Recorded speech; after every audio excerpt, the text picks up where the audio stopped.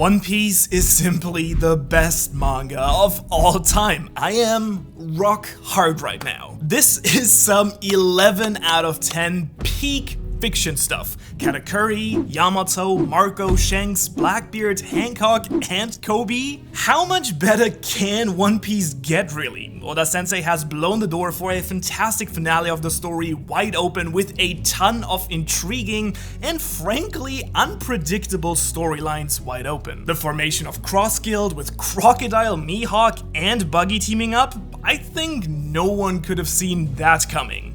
Shanks finally becoming active and joining the race for Laugh Tale, the world government unleashing a truly terrifying looking new weapon with the Seraphim, and instead of Robin or Sabo or Vivi being the new ace, it ended up being Koby, the first of probably many more upcoming provocations that will lead to Luffy having to face Blackbeard in battle. And I do hope that you got yourself a big cup of coffee, because this will be a true blast breaking everything down, because every single thing that happened in this chapter is absolutely legendary and awesome. And I do want to begin with Yamato. As you will remember, Yamato not joining the crew caused some, let's say, dissatisfaction with the ending of Wano for me and many others. And while I'm not saying that the flashback we got here is making up for all the criticism I had, it definitely has helped. For instance, I was very disappointed that Oda-sensei made us believe that he'd off-scream Luffy's conversation with Yamato, so I am very grateful we finally got it in this chapter. As it turns out, the reason Yamato isn't coming with Luffy, as she clearly wanted to all along,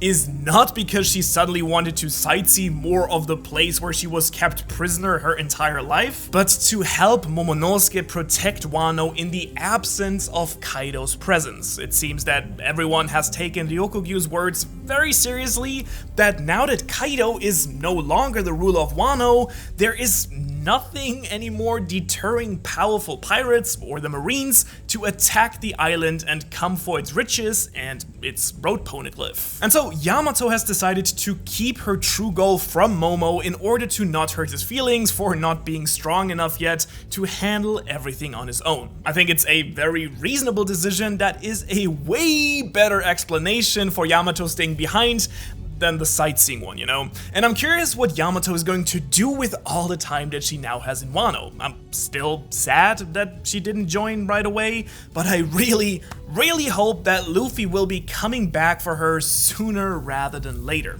I want Yamato to sail with Luffy and co a bunch, and not just one last time to Laugh Tale. And obviously, it really warmed my heart that Luffy is once again basically calling Yamato a straw hat in this chapter. Also, I just realized this week that Luffy and Marco did not actually meet one single time during the entirety of Wano, which came as a real shock. So I feel like Oda-sensei read my mind here, because Marco actually comes to say goodbye to Luffy and the crew, once again being easily one of the coolest characters in the entire series. I don't know why, but he just has some of the coolest lines, like telling Luffy that it's his era now, basically swearing his allegiance here, not that he really needed to. I mean, he has risked his life for Luffy more than enough already to prove that. And then rubbing his networking skills in our face even more, he takes off and flies on board of Shanks' ship,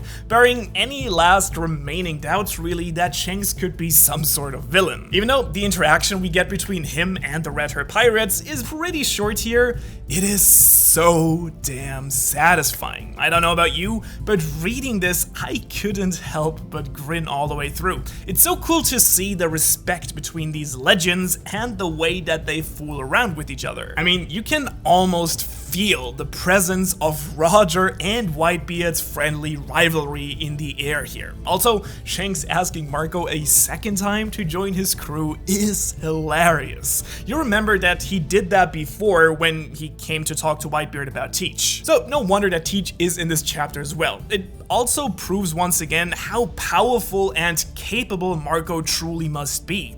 Everyone respects him, and he has come out of confrontations with all the strongest people pretty much unharmed and alive. The admirals at Marineford, Blackbeard, Big Mom, and Kaido.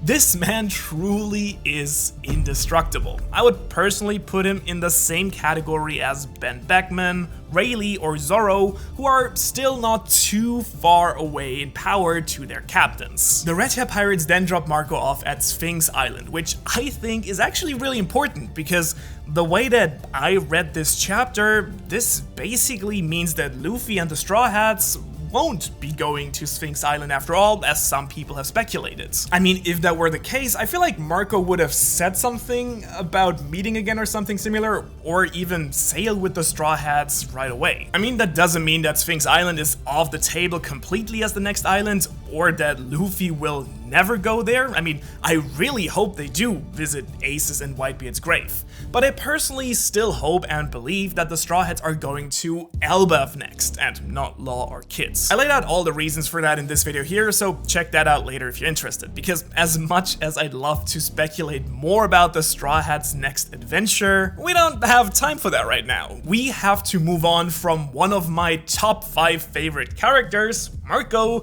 to one of my top 3 characters, the Dark King himself, Silver's Rayleigh. I am so happy that we got him back in the story again, way sooner than I personally dared to hope, I gotta say. This entire plotline that we get on Emerson Lily is so good.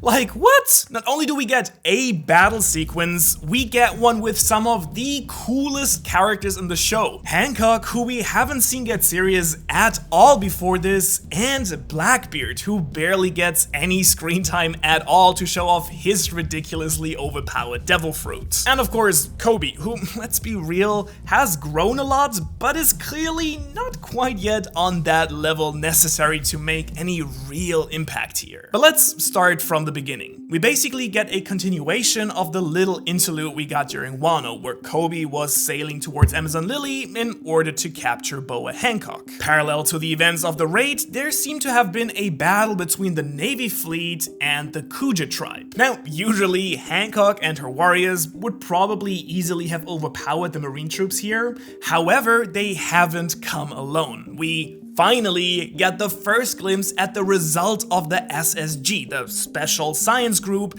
and the weapons that they created to replace both the Pacifista and the Warlords, the Seraphim. And holy smokes, Oda Sensei really didn't fool around with their design here. They are absolutely terrifying. A seraph, which according to Wikipedia literally means a burning one, is a type of celestial or heavenly being in Judaism, Islam, and Christianity. They're basically the highest rank of angels with terrible powers. Apparently, their winged appearance also has origins in ancient Egypt. And so, looking at Oda Sensei's Seraphim, this naming scheme makes a lot of sense. Because they all look like members of King's Lunarian tribe with white hair, wings, and dark skin. They have star-shaped pupils, which any good anime lover will know is the global sign that someone is ridiculously powerful. In case you know Bungo Stray Dogs, there is a child character as well with a star eye called Yumena Kyusaku, if I remember correctly,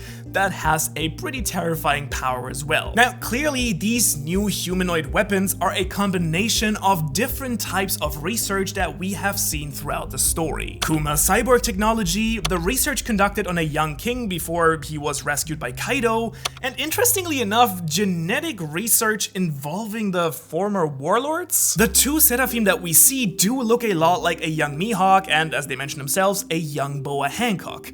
A truly terrifying mix of abilities, honestly. As you will remember, the Lunarians were once called the gods that lived on top of the Red Line. They do look like angels, and they are able to naturally conjure fire. So the naming scheme here is more than fitting. They truly are the burning ones. And I think it's reasonable to speculate that these kids are growing faster than normal as well. So we might well see them as fully grown adults by the end of the story, which would also be kind of terrifying. Though, let's be real, the fact that they're children might make them even worse and harder to fight. And so, with the help of these two, the Marines have made significant progress towards the core of the islands when our big boy Blackbeard arrives at the island to kind of like blast the party once again. Turns out he was not actually on his way to Whole Cake Island to get his hands on Big Mom's unprotected poneglyph, but to get Boa's devil fruit, which I found an awesome twist.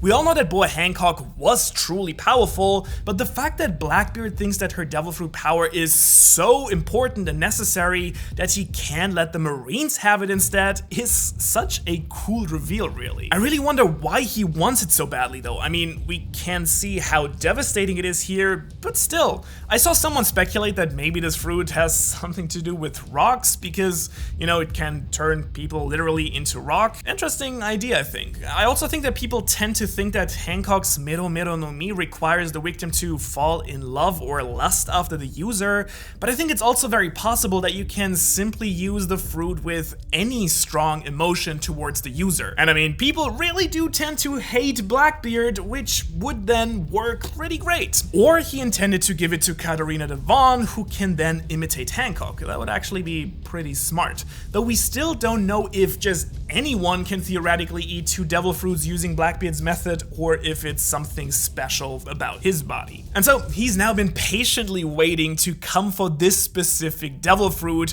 just like he did for the Yami Yami no Mi and the Gura Gura no Mi. Blackbeard is basically playing fanfiction here. He's going, oh, you know, if I was a character in One Piece, I would not just want one. I want 3 devil fruits, and I want the 3 most awesome ones. Really love the way of thinking. And I think it's super intriguing to see that Blackbeard not only has Haki, which we literally see him use for the very first time here, but that he also knows about the Lunarian race. Clearly, Teach knows quite a lot about the true history and the mysteries of the One Piece world. I think both of these things make him even more dangerous, if anything, and scarier as a villain to Luffy than he already was at that point. And I think it's just perfect that Hancock is so strong that only Blackbeard can stop her here. I always thought that she was a pretty underestimated character among fans anyways. And then we have this also very interesting exchange between Blackbeard and Koby. I mean, you know, before Teach then kidnaps him. Apparently Teach was there during the Rocky Port incidents that involved both Law and Koby, as you recall. And more importantly, a former member of the Rocks Pirates that was unaccounted for so far was also there, Ochoku. He was still alive and apparently the ruler of Beehive Island after Rox's downfall. Teach defeated him and took over the island. Now, why this was only possible thanks to Koby, I have no clue. I just really want to know what went down really during the Rocky Port incident. Now, before Teach can do anything to Hancock though, my man Rayleigh pulls out a double Shanks. First, he makes his presence known with his Haki, just like Shanks did with Green Bull, and he basically stops another war on Amazon Lily without even raising a finger, just, you know, how Shanks did during the war at Marineford. I guess once a Roger Pirate, always a Roger Pirate. This man is just way too badass. He just faces the likes of Kizaru or Blackbeard with the coolness of Aokiji's ice powers.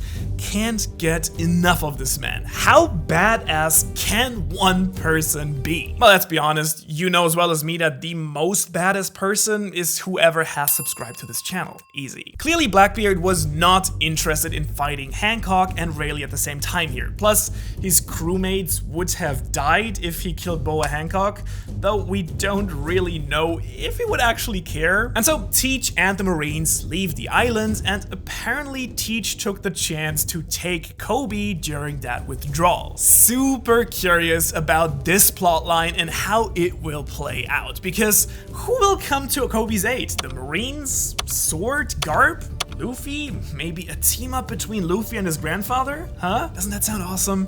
Or maybe Blackbeard will simply cash in Koby's bounty with Cross Guild and hand him back over to Alvida. Poor guy, let's hope that doesn't happen. As if all of this wasn't enough, however, we also get the reveal that Shaki was actually the former empress of the Kuja tribe, which for me was such a mind-blow moment, but makes so much sense when you really stop and think about it. She does look like she could be Boa's oldest sister, sister or her aunt or something, and she helped the three sisters after they escaped the celestial dragons. It also explains why she decided to stay at 𝙻𝚎𝚐𝚐𝚑𝚝, where she could keep an eye on Amazon Lily and come to the help of her home if necessary. I'm still convinced though that despite that fact, she was still part of some sort of pirate crew.